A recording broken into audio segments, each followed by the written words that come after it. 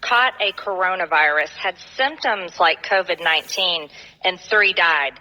But we didn't see a worldwide pandemic. We didn't see millions of people die. We didn't see governments shut down their economies, take away freedoms such as speech, freedom of religion, freedom basically to work a job and support our families. After that, samples of that virus were taken to the Wuhan Institute of Virology, the only biosafety level 4 lab in China. The Wuhan Institute of Virology did gain-of-function research on these samples and other samples of coronaviruses. In autumn of 2019, the SARS-CoV-2 virus appeared in Wuhan, the closest known relative to the virus extracted from the miners held at the Wuhan Institute of Virology. Even early in the outbreak, the virus was well adapted to human transmission. Wuhan authorities worked to silence dissenters and those affiliated in the Wuhan Institute of Virology.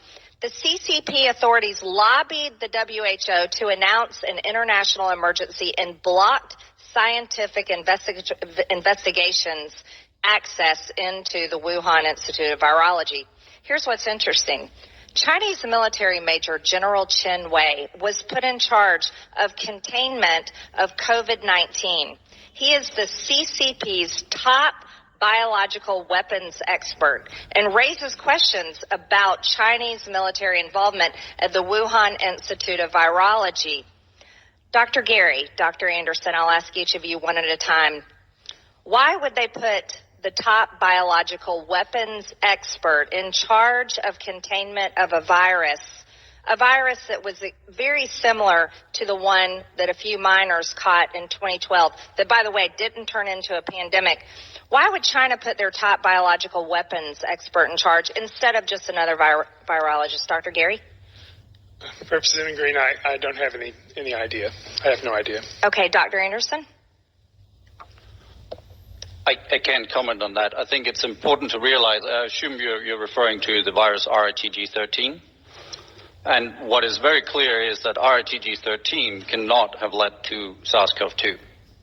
These are very unrelated viruses. Well, it's interesting, though, that you all wrote a paper claiming to know exactly the origins of COVID-19, but China put their top biological weapons expert in charge of containment. On January 15, 2021, the Department of State released a fact sheet entitled Activity at the Wuhan Institute of Virology. It discussed 3 primary areas of concern. First one, illnesses inside the Wuhan Institute of Virology. The U.S. government believes several researchers inside the lab became sick in the fall of 2019 before the CCP first reported cases of COVID-19. That was in the lab. The CCP prevented journalists, investigators, and global health authorities from accessing the lab, including interviewing the researchers that fell sick in 2019. Sounds like they were concerned about so-called conspiracy theories, just like you were.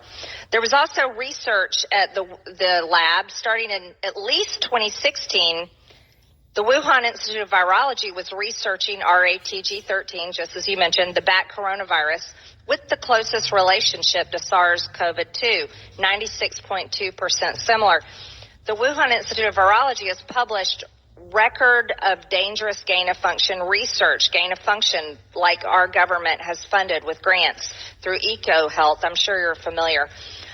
There's secret military activity at the lab. The U.S. government determined that the lab collaborated on publications and secret projects with the CCP military since at least 2017. Perhaps that's why they put their top biological weapons expert in charge of containment, because they were very aware of the type of research that was going on at the lab, where people that worked at the lab got sick with COVID-19 first. But you guys think this came from nature.